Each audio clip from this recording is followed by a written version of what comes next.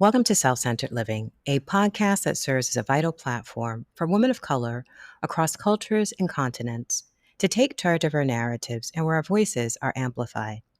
I'm your host, Trish, and here we delve into our diverse experiences and rich humanity through a blend of personal stories and insightful discussions with a range of guests. Our aim is to foster meaningful connections and understanding among our listeners. In this bonus episode, I'm joined by Evelyn Howe, better known as Evey, a recent Ivy League graduate from Hong Kong who's navigating the complex terrain of young adulthood while juggling cultural expectations, career pressures, and the ongoing journey of self-discovery. This isn't your typical success story. It's honest, it's vulnerable, and it's incredibly real. In our conversation, we explore everything from the unique challenges facing international students in today's world, the art of distinguishing between conditioned responses and genuine desires when making major life choices. Evey shares her insights on meditation, mental health, and what it really means to begin to redefine success on your own terms. But here is what I want you to listen for as we go. What is Evey's relationship to her story? What resonates with your story? Consider the parts where Evey comes alive or is more energized in relaying her experiences and perspectives. Where do you feel most energized when sharing your story?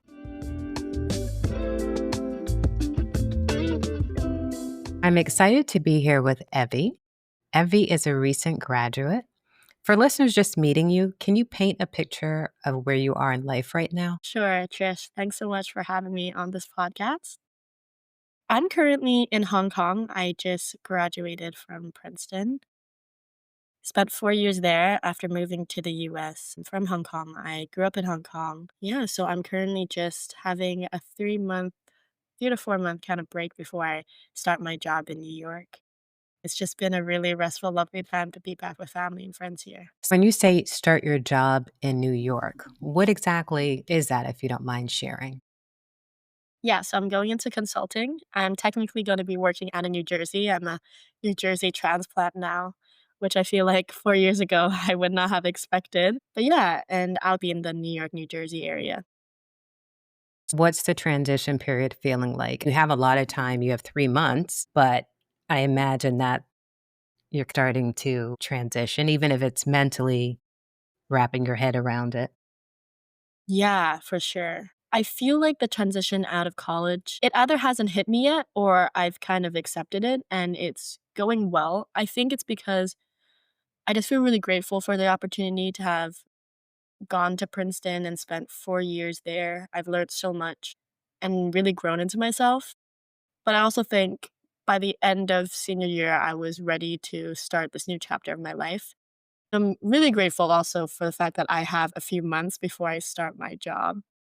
I intended for it to be time for me to kind of cocoon away back home in Asia and spend time with family and friends and just get time to reflect on the person I'm becoming and my values and what I see for myself in the next like 5 to 10 years. I don't feel like we often get time to just pause and reflect, especially at school or just when you start your work. And so I'm really grateful for this time. I'm also going to be doing a lot of solo traveling, which I'm really excited about. I did my first trip earlier this summer in Spain, and I think it was a really transformative experience to just spend time by myself and see new parts of the world. So I'm really excited about that. But yeah, that's kind of what the transition's looking like, and it's going well so far, but we're just at the beginning stages. Yeah, something that you said that I probably didn't calculate, and what I should share with listeners is that Evie and my son are in the same graduating class. Something as a parent I didn't really factor in was this necessary time to just pause and Mm, recalibrate yeah, for before you sure. start your adulting, before you go Yeah. into what the next step is. A good thing for us to do is go back some and give some information about your formative years. I'm trying to think of the best way to go into it, considering all that you're holding, having graduated from Ivy, one of the top three, and then going off into consultancy, Mm. seeming to be on the path, on the right path. And right, we can put that in quotes for now because I think that's for you to define. Right. You did mention that you are in Hong Kong now. Tell us about growing up in Hong Kong. Specifically, I think maybe it'd be good to understand for listeners as well as for you, what shaped your early understanding of success and achievement? That's a really good question. Growing up in Hong Kong was really wonderful, but it was also challenging. I had a really great childhood. I'm very fortunate to have two loving parents, two loving siblings. I also went to an international school in Hong Kong. And so, for listeners, very quick history is that Hong Kong was colonized by Britain. Um, and because of that, the education system and the structure of the city is quite unique to other Chinese cities. One of those remnants is like the international school structure that used to be a system for expats, British colonialists to send their kids to. And so, since my dad grew up in Australia and also my mom spent a lot of time in Australia, when we came back, I feel like that was just more of the community and the part of Hong Kong that we felt most aligned to. And because I went to an international school, it meant things like even having the opportunity to think about applying to the US and have the opportunity to go to a school like Princeton. That made a huge impact on my life. So education has been really important. I would also say that within Hong Kong, what has shaped me and my idea of success and understanding is not only being in an international school, which I think gives you so much exposure to Western culture and the ideal of getting into a top Ivy League school. That was really pertinent at my school, even though we're halfway across the world, which I find really interesting. But I think Hong Kong is also quite a capitalistic city. It was, I would say, the Asian like financial center at one time. And I think, the industries of finance is quite dominant here, even still now. And so my idea of success was like going into a corporate job that paid a lot, most likely finance. And the school structures and just like the traditional Hong Kong values of, getting good grades and like going to a good school and doing all these achievements in your extracurriculars and overachieving essentially was very ingrained in me very early on. I think as a result of just being in Hong Kong and just those values are very strong, and then also being in an international school where people have a lot of resource and have a much broader idea of what the world is like and maybe have higher goals of achieving them and just the ability to because of their resource. And so I think definitely my schooling played a huge role in that. I think also just being in a city where it's quite capitalistic played a role in that.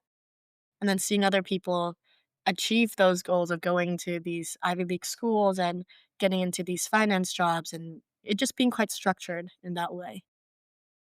What does your family structure look like? Yeah, so I mean, my mom and dad both worked full time, and I have a brother and a sister, both younger than me. So I'm the eldest. And I think that shaped a lot of my personality. Um, Definitely when I was younger, I was quite type A, and I still am, but I like to think that I'm a bit more chill now.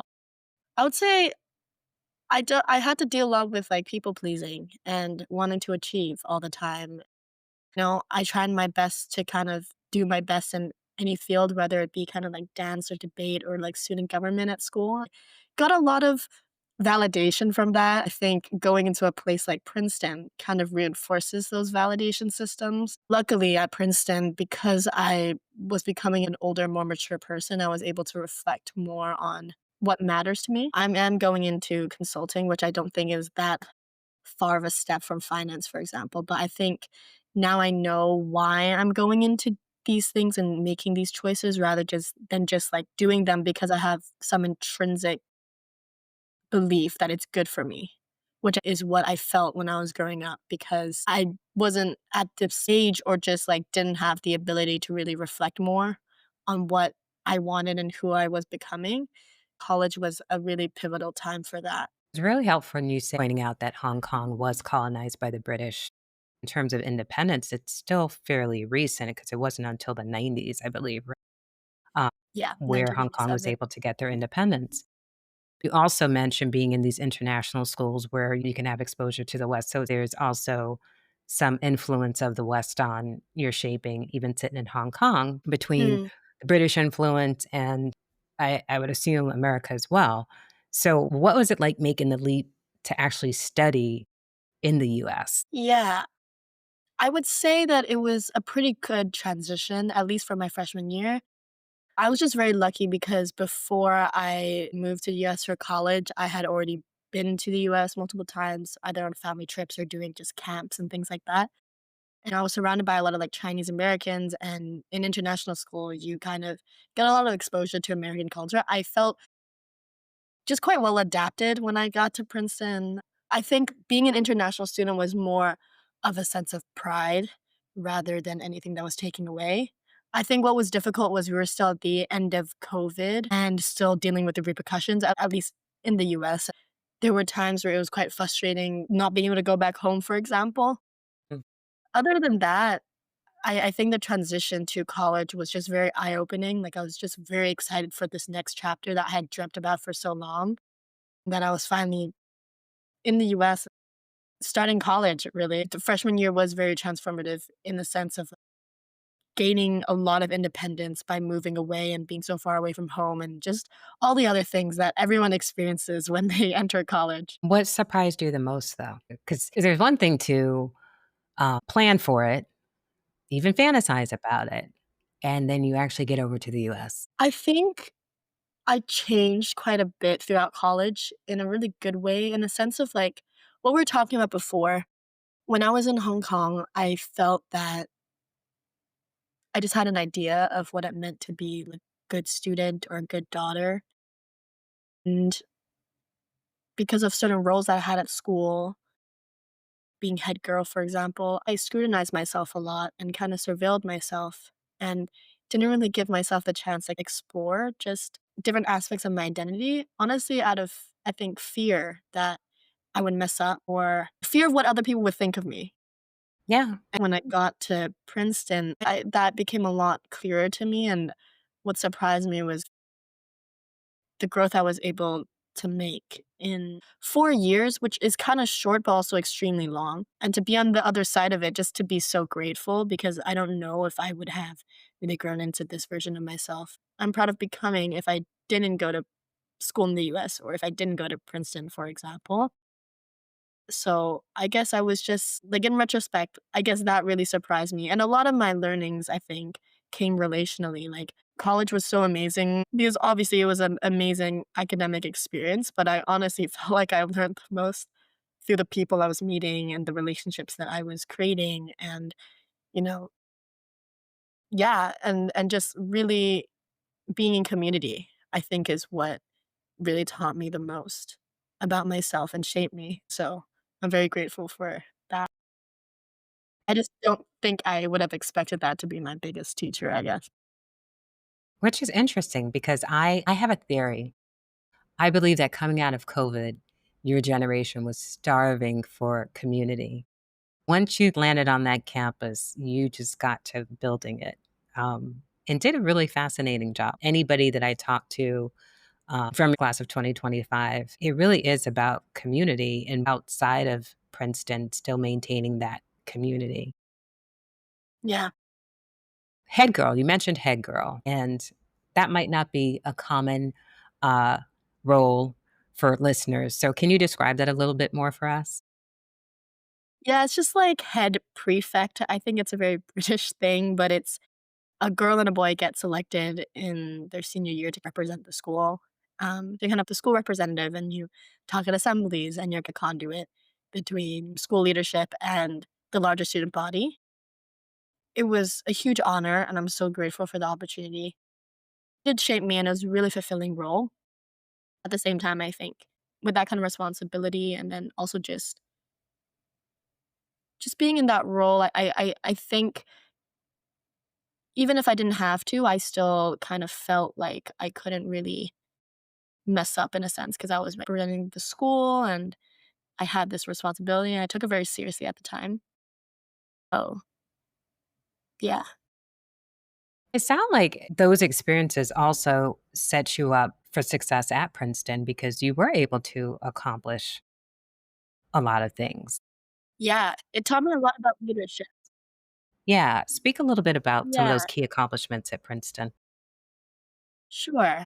In high school, I was really passionate about advocacy. One of the main issues that I was most passionate about was domestic worker rights. So I have a domestic worker, Nana. She's like my second mother. She's been in my family before I was even born. So 23 years at this point.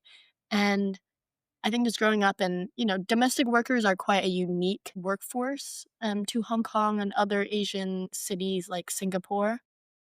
The older I became, the more I realized the vulnerabilities that domestic workers face and how a lot of laws are very discriminatory towards them. In some cases, it creates vulnerabilities for abuse and all these really bad situations.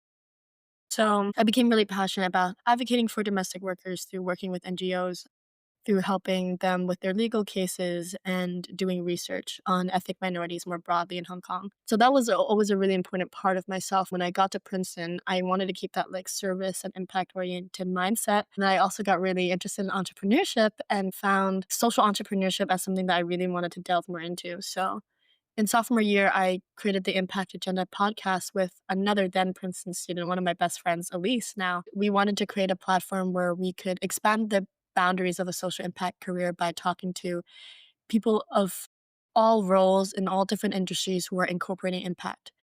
We're now planning for season 6, which is really exciting. That project has really allowed me to get in contact with so many amazing change makers and really get a better sense of where I want to go in my own career. Then I also worked for this VC firm, helping them create their Princeton arm, and got really involved in the impact startup and the founder space. And that also really excited me to be so close to innovation, social innovation in particular. So I would say social entrepreneurship was probably a space that I was most excited to be in. Other than that, at Princeton, I was a huge dancer, so I was in 3 dance groups, and absolutely loved how prominent the arts were on campus.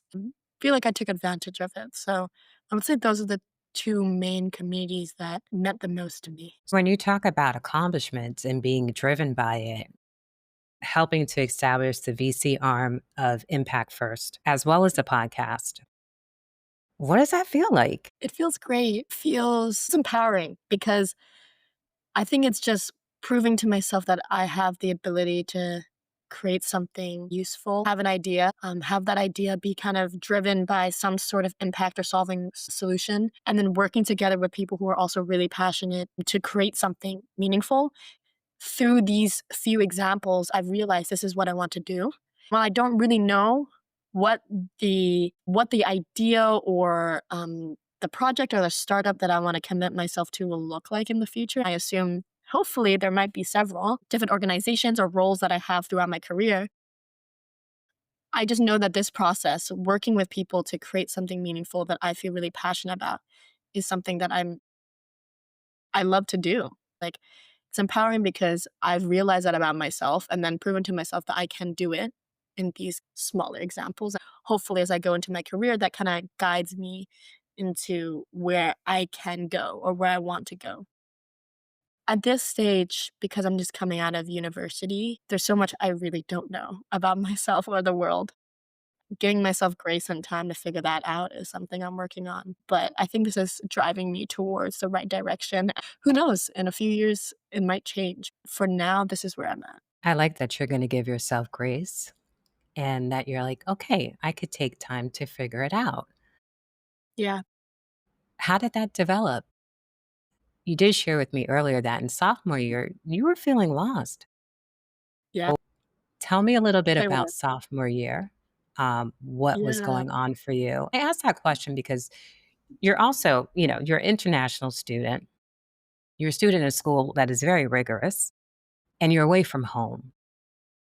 At the same time, you're very driven, you're accomplishing things. What was happening in sophomore year Mm. that was causing you to feel lost? Yeah, I think it has a lot to do with what I said before about there being a very rigid idea of success and growing up and me realizing that I don't really think that aligned with me. At the same time, not really knowing what else I was aligned to and that being very scary. I think it's just a very, honestly, normal going into adulthood experience. But as someone who has been quite sheltered and has been really lucky to, achieve the things that she always wanted, and then being at Princeton and it being such a pressure cooker for you need to know what you want to do. You need to like get that goal and that job and that success. It was just really hard for me to deal with all that pressure, especially the pressure that I was putting on myself. So I just got extremely stressed, especially about my job and my career and what I want to do. And I know sophomore year is very early on. A large part was me being acutely aware that I was an international student and that getting a job and getting on a visa is quite difficult, and feeling like I needed to know what I wanted to do earlier on so I could recruit or at least have a plan. It was a challenge that I had never experienced before. And it was also a lot of a mental thing. And I mean that by mental resilience. And I don't think I've built that resilience just because I hadn't had many opportunities to honestly feel lost or just feel like I completely didn't know what to do. And then so it was a really growing experience. It's a very uncomfortable experience, but a growing experience, and one that I'm so glad I went through because I learned so much about myself in that period. And honestly, I think that was one of the periods where I really came into myself. At that time, I had such a hard time struggling with my mental health issues that was spurred on by all this pressure I was putting on myself within this pressure cooker environment, and, the pressures of like visas and politics and all this stuff that I just I was about to like take a gap year and leave school for a bit because I didn't really know what else to do. I'm just so grateful that my friends and family were there for me, and that in the end, through a lot of different practices like meditation and just like reflecting and letting go of these expectations a little bit more, that I was able to come out of that. It was a very growing experience. And I think it's a very normal experience to feel lost. I just felt that I had it built the resilience or just like the perspective at that time to really see that everything was going to be okay. It's so helpful hearing that because as a parent, it's always trying to balance how much exposure we allow you to have and then how much do we protect you. The Yeah. exposure and adversity is so important to your point of building that muscle and that resiliency. So, Mm. this drive to overprotect, how helpful is it? I was also talking to like a lot of people during this time when I was reflecting, and someone said something about how, you know, high achievers and perfectionists and people that get into these great schools don't get a lot of opportunities to fail, because if you failed, quote unquote, or things didn't go exactly in the way that it went, you might not have gotten into one of these schools in the first place, which is a bit of an exaggeration. But having lived through that process, I do agree there's so much pressure to be perfect, that everything needs to align. So you get that small chance of getting into this really prestigious school or just getting that goal that you want. There's so much pressure that young people just don't have the opportunity to fail much. Or if they fail, it really feels like it's the end. And in a very dramatic way, when you're going through it as a young person who hasn't built that muscle up, it can feel very, very daunting. I think that is a big part of the issue of pressure cooker environments and the pressure to succeed in this very narrow way. And it really, really can be so harmful for like, the mental health of young people. And obviously, there is so much research and statistics on like how, you know, Gen Z like is a generation of where a lot of people are struggling with mental health issues. That is spurred by a lot of different things like politics and social media. But I think it's also a result of just this increase in pressure, and need to go to university and get into a very specific university and then get a very specific job. It's still quite prevalent, and I think it's important to start talking more about dismantling it.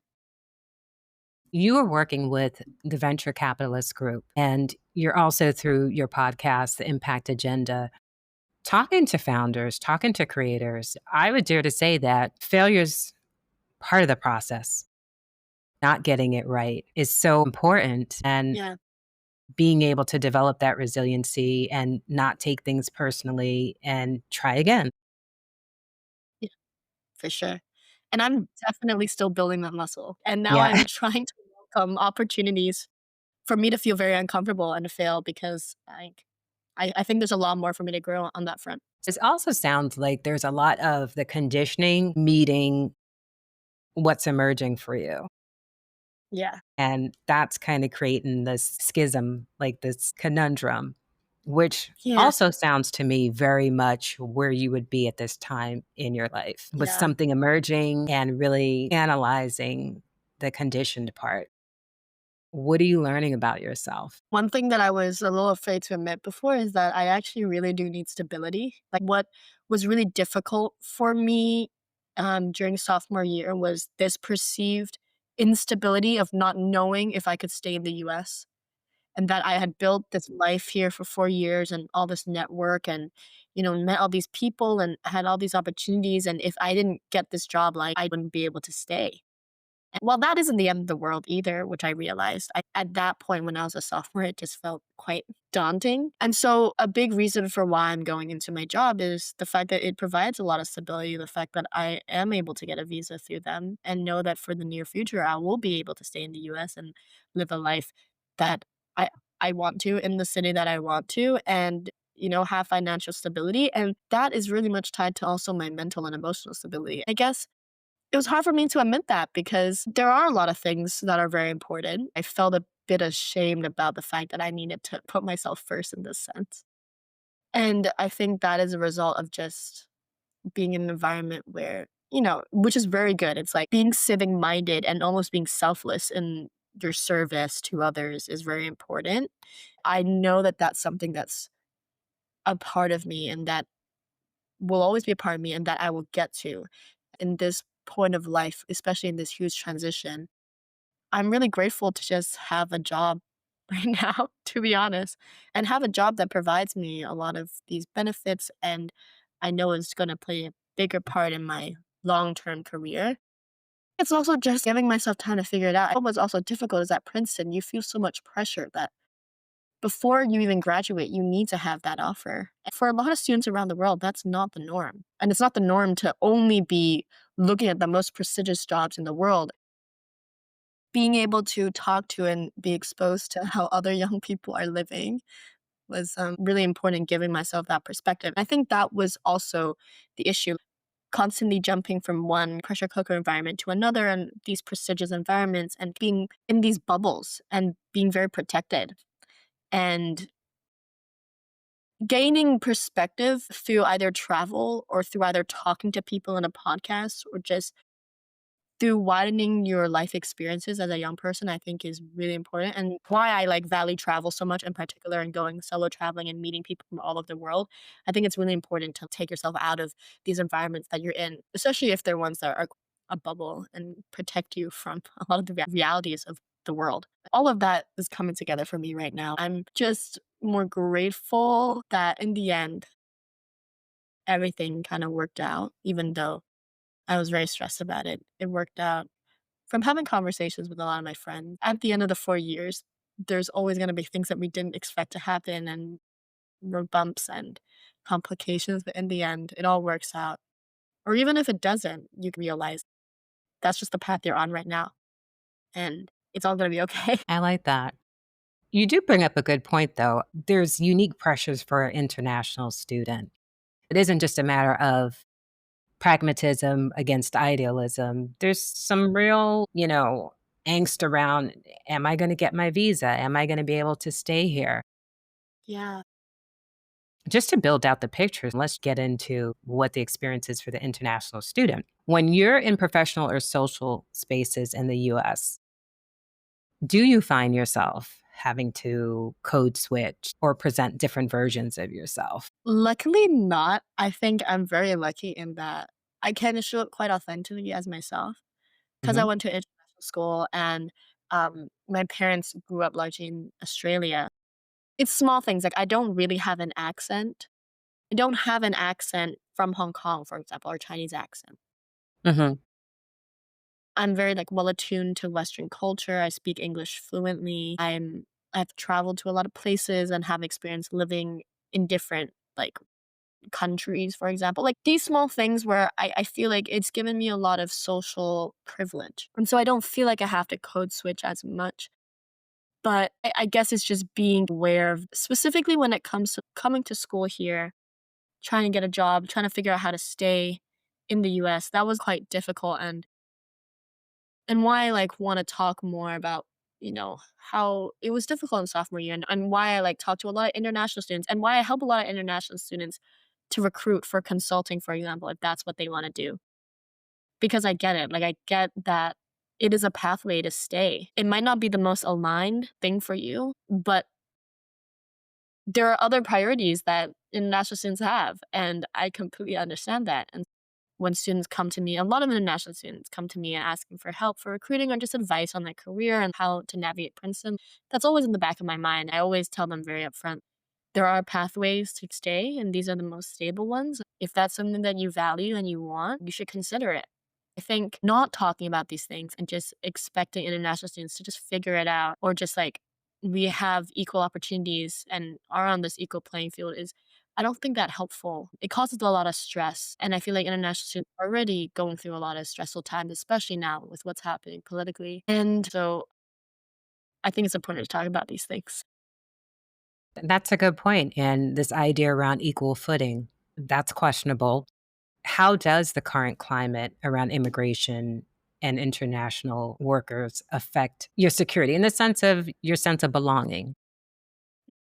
I think I'm lucky in the sense of I'm graduating, but if I was still in school as a Chinese person in the US and with the history of like Asian American hate that was happening in the pandemic, that has a history spanning since the 18th, 19th century when Chinese immigrants were coming into the US. This is not new. And I think it is quite troubling as a Chinese immigrant to the US. And especially, with Harvard, it's really like kind of in the middle of this whole political situation. I have friends at Harvard who are Chinese, who are international students, and people are scared. People are really scared and really stressed, and they don't really know what to do. I talk to parents in Hong Kong who are now really reconsidering letting their kids go to the US because you could apply and you can do all this work and you might not even get a visa for it. It's more like the climate and the instability and just, you know, it not feeling like a welcoming place for a lot of students anymore, especially international students. I think that's a shame because international students bring so much to American institutions. Immigrants have always brought so much to the US, in any kind of country that they enter. It's also the fact that students may not want to pursue these opportunities abroad anymore and not have an education like the one that I did that was so expansive and life changing. It's quite unfortunate. I just hope that the climate will be better in the future. I don't really know how to get there right now, but I think that's something I'm definitely gonna think a lot more about in the future of expanding opportunities. Yeah, and I just see students that I mentor or tutor here in Hong Kong really looking to other geographies to go to school and to live. That's just the reality of the situation. For you, like you said, there's that social privilege. You've been exposed to a lot. You've traveled quite a bit. You don't have a Chinese accent. Okay. Were there any assumptions or are there assumptions that people do make about you once you say, I'm from Hong Kong? I don't really know. I think a lot of people are actually surprised because they think I'm from the US. They often forget that I'm an international student, which is also a privilege in and of itself. But no, I personally haven't, faced bigotry or discrimination on a daily level. Sure, I've experienced like catcalling that's kind of racial, when you're walking in New York, but I think that's unfortunately universal experience for a lot of women. So I'm very lucky to not have personally experienced any kind of really overt racial discrimination. It does make me think about my plans of how long I want to stay in the US, and that's always can change because of the political climate. If you had to say on a scale of 1 to 10, how much of that influences what you decide to take or the work that you're deciding to do going forward? Probably like a 7 or 8. Okay. It's like up Okay. there. Yeah, Of it's really up course. there. Of course. Yeah. But if you were to remove, let's say, external expectations, family culture, visa requirements, what would you be drawn to? So many ideas of little things that I really like to do. Mhm. I think I would have applied a lot more for different like startup organizations that had a mission that I was aligned with. I didn't feel like I could do that because they often don't provide visa sponsorship and disability I was looking for. I think that would have been really cool. Any kind of mission driven organization where I'm working in a strategy or operations role, building something. I know that's very broad, but I just feel like there's a lot of roles that could fit that. And I think I'm gonna try to move towards that direction later on in my career, or if not, make that role for myself. I would love there to be like a travel aspect and a community building aspect. I'm really inspired by startup founders who are my age, who are my friends. I know international students who are startup founders and they really are forging that path for themselves. And that is really impressive. It's just that I'm just not that kind of person or not the stage of life where I feel like I can do that. That's completely fine. I'm accepting that everyone is so different and everyone has their own path to get to where they want to go. I think that's what is a little bit difficult sometimes at Princeton. You feel like you need to have everything figured out and the first step needs to be the best step. And that is, I think, not completely true. And we're just kind of so young and figuring it out. So yeah, that's kind of my 2 cents on the topic. And I'm grateful to be invited onto this podcast to share my views. But initially I was also just like, do I have enough to say or enough life experience? I think it's just more about having humility and that at every stage of your life, you go through different reflections and have different perspectives, and it's interesting to share those things. But also having the humility that like life is long and that I'll grow a lot, and through my different experiences, I might end up at very different thoughts on life, I guess, and perspectives on life on what I I want. love that. It sounds like this is becoming clearer for you. How do you distinguish between, "I should want this, but I actually want this," when you're making a decision? Because Mm, I think the trick for you when you're graduating is, if it is that I can't immediately do the things that I'm passionate about, and it sounds like it's a mix between maybe that's some of it, but it's also you, like, really discovering it. You're in this self-discovery phase of it. yeah, exactly. Knowing for certain you wanna be of service, but still figuring it out. Is there an internal system that helps you figure out what the North Star is when there's so much changing in you at the same time? I'm trying to put myself back how many centuries ago when I was leaving college. How do I distinguish between what I should want? Because I also hear the cultural expectations, family expectations, the expectations coming out of Princeton. I think maybe one of the most helpful things you could probably do is say, okay, what's the difference between I should want this, I actually want this? Mm. Yeah, that's a very important question and one that I'm trying to figure out. First, what was have been really helpful for me is meditation. It's been a practice that has allowed me to practice sitting with my thoughts and giving myself space to parse through them, but then also have distance with my thoughts to realize not to attach myself to my thoughts. My thoughts are not who I am.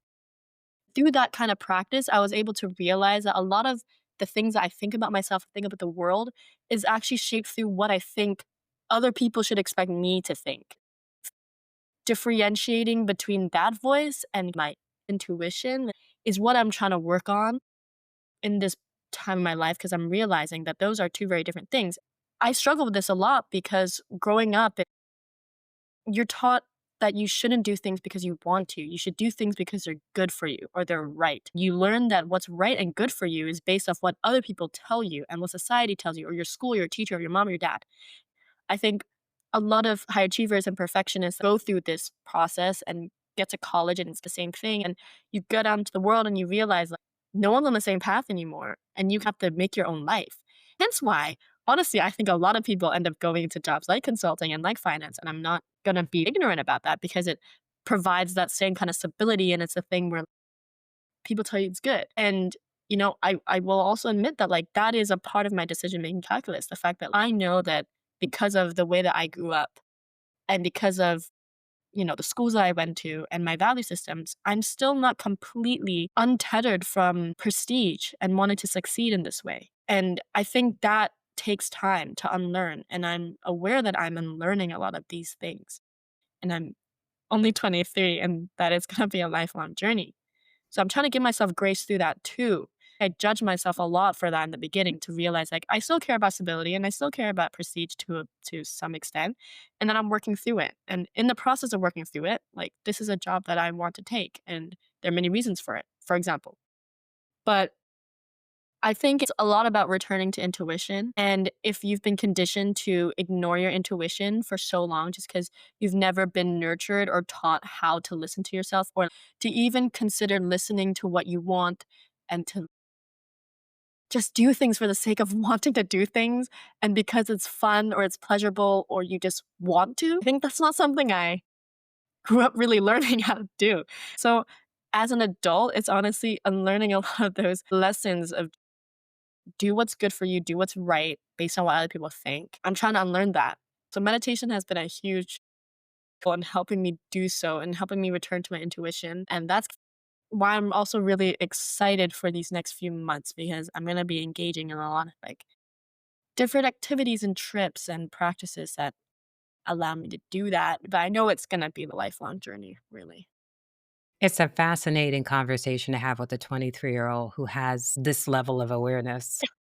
It's like the COVID babies, they just come out different, it's amazing, it's wonderful, but it's just like, wow, you know? More of your generation, I think more of this is going on, which makes me so hopeful, not in a way that I wanna be negligent and say, "Hey, saving the planet is on you." I don't believe in that, it's on all of us. So I wouldn't put that pressure on you. I think a good follow-up question to you really admitting the things that maybe, maybe the 23 languages unlearn. You get to my age, it's integrate. These things that don't fit in perfectly, how do I integrate it, right? Right.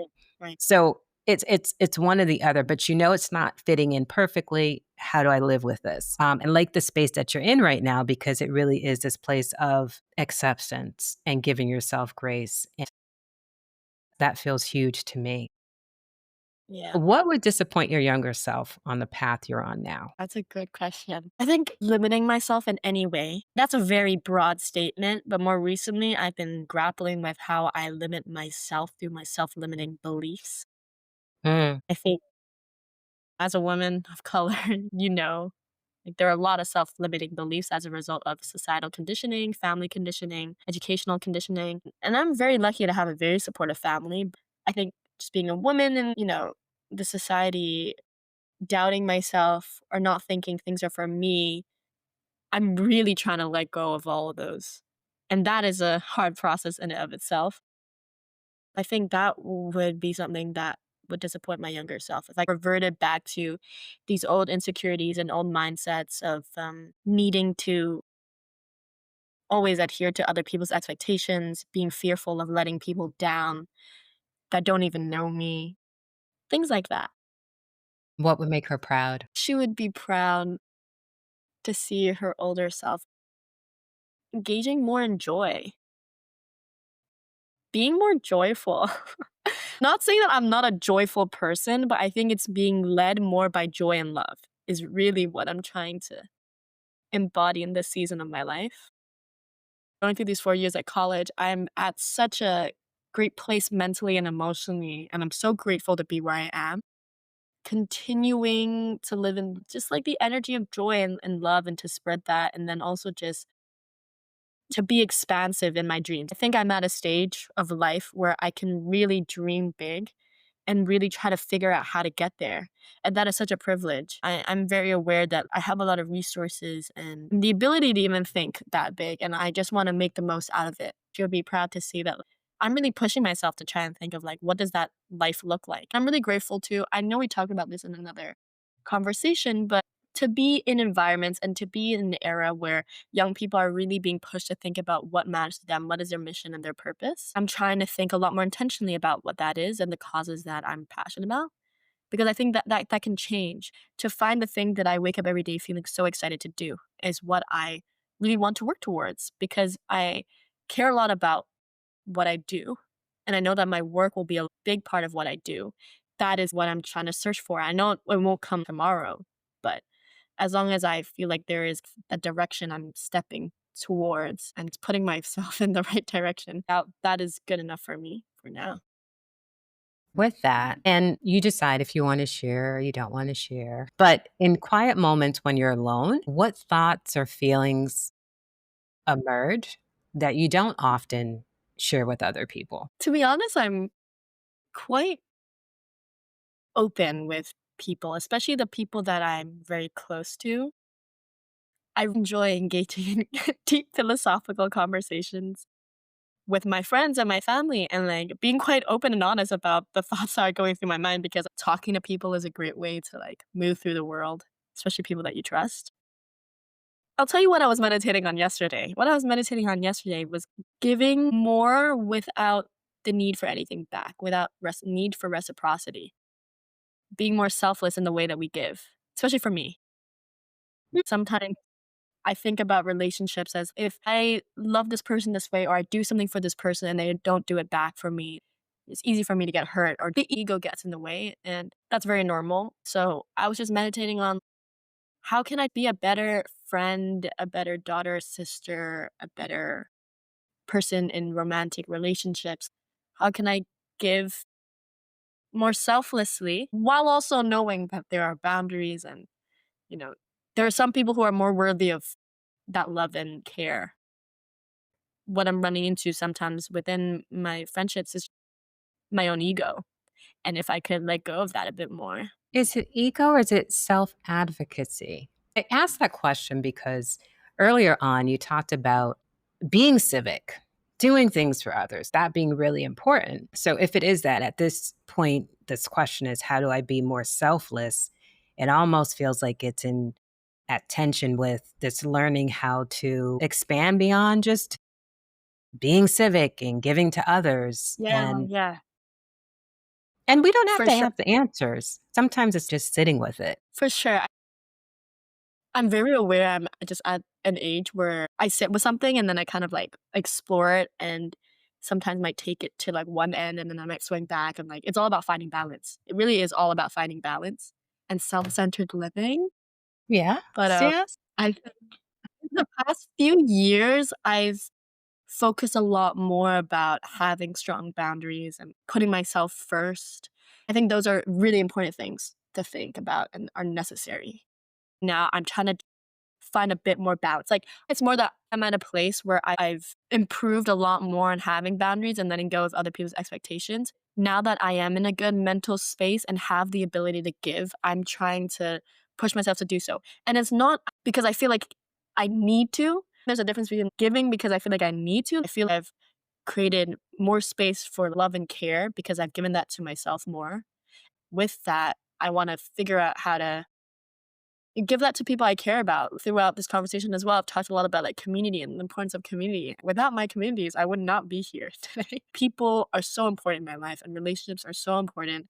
It's more about sharing that love with people, being a little bit more selfless because in the past 4 years, I've swung back and forth between either like, people pleasing or having really, really strong boundaries and being a little more self minded. I think now I'm kind of getting back to swinging back to the other side where I'm a bit more, let's try to figure out how being more selfless, how can that look? It's all about trying it on.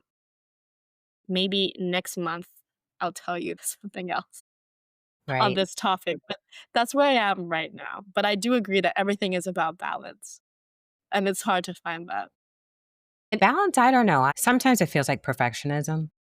It's this Mm, not real thing that I'm chasing. mm, So I have to figure out what's the right blend for me. mm.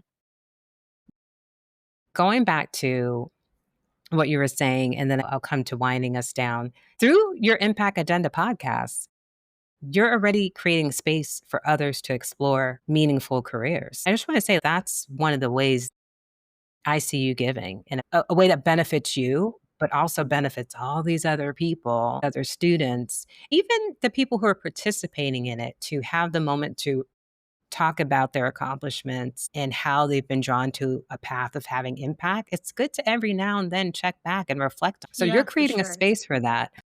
What has hosting those conversations taught you about your own path? Yeah, thank you for that question. It's really taught me that life is long and careers are long, and that there are so many ways to create impact. As a result of having these conversations, I've calmed down a lot about and gained a lot of perspective on like, I don't need to be where I dream of right now because every step I'm going to learn something along the way and it's going to take me towards where I want to go.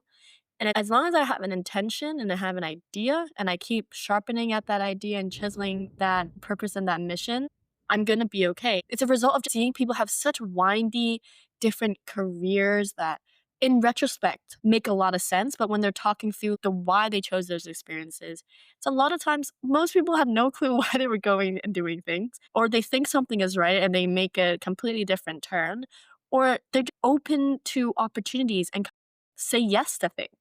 That's kind of the stage of life I wanna be in. I wanna be open to opportunities. When you have such a small goal that you wanna get to, you close yourself off to those opportunities. That's exactly what I was doing in sophomore year. I was so focused on, "I need to get a visa, I need to get a visa," that I dug myself into a hole a little bit. And if I just loosened up a little bit more and kind of just open to more opportunities, like, okay, I could apply to jobs in the US and maybe I could come back to Hong Kong, I could go to Australia. I realized, like, I actually have so many opportunities that I should really be grateful for. So I think it's just taught me to just try to just, like, say yes to things that feel aligned and know that, like, opportunities are coming if you have the intention for them. If you were in a conversation with you 5 years from now, what's the question you wanna ask her? What is something that you're most proud of right now, of the life that you're living? I would just be very curious. It's a good question. What do you think she'd tell you about the moment you're in right now? This is you 5 years ahead. Mm. And she would tell me, "This is a very special time because, there's not gonna be another time just graduating from college and then having a break before you start work. That I'll look back on this time very fondly and with a lot of gratitude because I know, especially this moment, this period of time where I get time off, but then also going into my first job, moving to New York and living my adult life will be so growing, so fulfilling, so challenging. I think it will be another instance where I really come more into myself and learn so much. So I could definitely be excited for that. I gotta take it all in, really. Which it sounds like it's really energizing, even though things don't fit very nicely into these categories or expectations. What energizes you the most right now about who you're becoming? I'm most energized by the freedom that I have. That was very scary at one point to be like, "Oh, I'm becoming an adult now, and now I have actually full responsibility for my actions." But just in this small 3 months, for example, I can choose what I want to do every day when I wake up, and that's a privilege, and also that I don't have to start work super soon. I have time to plan out these trips that I wanna do, spend time with people that I really care about, and really daydream. That freedom is something I really don't take for granted, and I'm really, really grateful. Even when I go into my job, I know it seems like, "Oh, I'm doing this for certain reasons," but no, I chose it. I am choosing this job, and I'm choosing to move to New York, and there are many reasons why I'm choosing this. I'm very excited about this choice that I'm making. It took me a while to get there, not because of anything intrinsically about the job or the city. Honestly, it was my fear of what other people would think of me. So again, it's like integrating that, I guess, into a better mindset of my life in the future. I love that. As we're wrapping, I know that we really did want to give an understanding of what it is to be an international student and the pressures that you might be feeling, especially in the current climate, wanting to share some insights for international students who have similar tensions. What have you learned Mm. about staying true to yourself while navigating these very practical realities? I think what I was frustrated about when I was at Princeton is like there's this whole narrative like doing what you love. Like that's the most important thing. And that you are talented and you're privileged and you have all these things going for you. So like it wouldn't make sense for you to not do something that you love and to prioritize other things. I think for a lot of people, not only international students, there are a lot of realities of becoming an adult. And it's completely fine.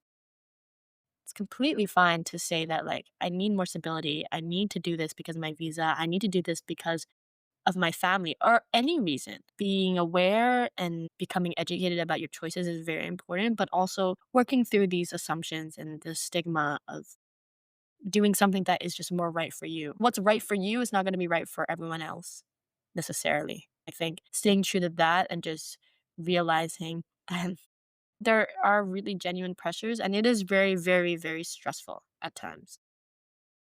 But there are people there to support you. Reach out to people in your communities who have gone through the same thing. I think that might help. This question might sound a little bit redundant, but just so that we could get more specific, because I think you actually just in part answered it. Um, how are you learning to hold both the idealism and being pragmatic.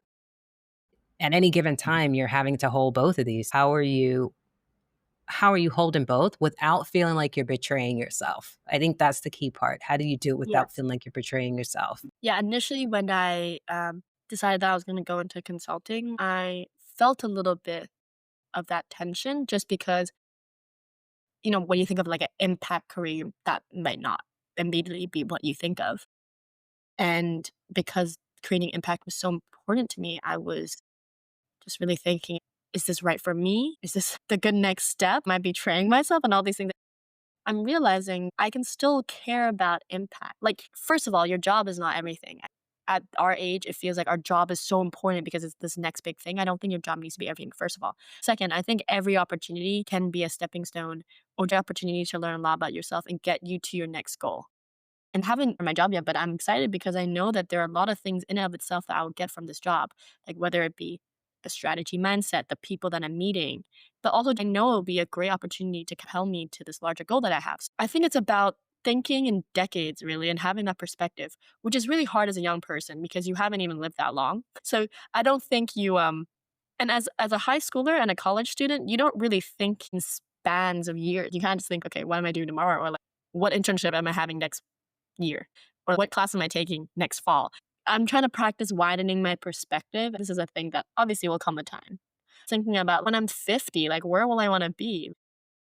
Probably will be a different place to where I am now, hopefully. Having that perspective and practicing thinking in longer spans of time puts the pressure off. The immediate choice that you make is not end all be all. It's what I've trying to learn.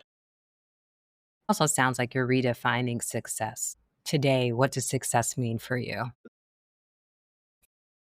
That is a hard question. With all these hard questions. Success for me today is honestly following my intuition and being true to myself. That sounds really broad, but I'm really at a stage where I'm just really trying to return to what do I want? Why am I doing things? If not because I want to. But then it's like, if you're doing things because you want to, but you don't know what you want, and you're slightly in a conundrum. I think that's like the space I'm grappling with. It's chicken and the egg, and it's all just through everyday experiences, through living life, I get a better sense of what makes me happy, what makes me tick, and what makes me feel centered. And that, propels me into making better decisions that are more aligned for myself. So I think success for me right now is being more aligned with my true, I don't even know if it's true desires, but getting to know myself a bit better. When you say alignment, that sounds like that's a step that you're taking early on when you were talking about life in Hong Kong, high school, and even ended up in the Ivy and really being concerned with people pleasing. When it's like that, it's a lot about agreement. Am I in agreement? Am I in agreement? It sounds like alignment is coming up with more weight. It's not that it's alignment over agreement, but that you're putting more emphasis on alignment, which leads to a good final question for you. As you enter into this next chapter, without knowing where things are landing or just being in this place of self exploration, I hear a lot of intentionality in it. What intention are you setting for how you want to show up in the world? That's a great question. I want to show up with love and light in the world. And I know that that is really broad, but there's so much to be said about being a positive force within your relationships, within your workplace, within the world, especially when things can feel quite depressing geopolitically and a lot of things are going on. I would love to, if even through a conversation or through the work that I do, through my podcast, kind of create space for people to feel lighter and to spread love. That sounds so cheesy, but it's about being in the energy that you feel most aligned with. And for me right now, the energy of love and gratitude and positivity is really important. I want to be able to spread that to other people, provide them space to like think through the things that they're dealing with and like have these conversations like we're having. I think this conversation has really made me reflect on a lot of things that I've been thinking through, and it's been such a great experience. And so, providing more of those opportunities for other people is what I hope to kind of show up with. I love that intention. What I heard is that being positive is a choice and you're choosing it. Bringing love and light is a Yes. choice and you're choosing it. which in the Yeah. current climate, it's a skill set to wake up every day and decide I'm going to be positive and I'm going to bring love and light. Thank you, Evie. This has been Thank you, great. Jen. You've given me a lot to contemplate. This I has really been enjoyed very it. enjoyable. Thank you so much. Thank you. Thank you for joining me for this episode of Self Centered Living. If you have enjoyed it and it has been helpful in any way, I would love to hear from you. Please email me at info@self-centeredliving.com. Our music is Tide Turns by Ketsu. Our show notes include our participants' information. I'll meet you back here for next week's episode. Take care until then.